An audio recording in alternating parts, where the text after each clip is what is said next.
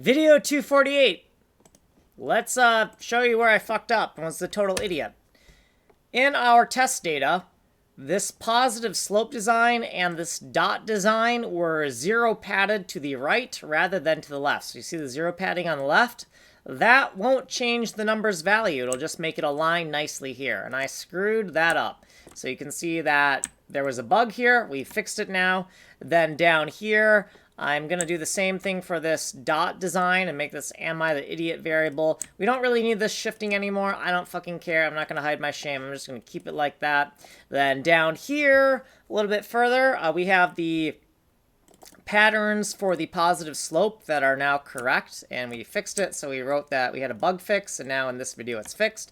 And then down here, we need to check against the correct pattern with the zero padding here. So we had a bug, we fixed it here.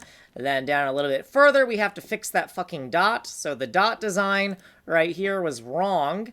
And now we have a temporary reference to this array here, which is this right here. And we're going to check to make sure that every one of these 8 dot designs is correct. So we're going to look them up with their linear address and make sure that they match am I the idiot 2. And if they don't, then we're going to say data corruption.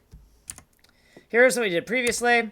Here's the one piece of code in the comments that was wrong. The binary was actually correct. It was this that was wrong for the positive slope design. For the dot design, same deal. The binary was correct, but the hex was incorrect because I padded it on the wrong side. So we fixed the bugs in the diagrams as well.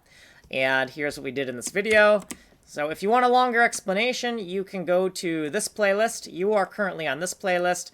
You can get the code here. You can email me here. I am out of here. Like, subscribe, send me coffee.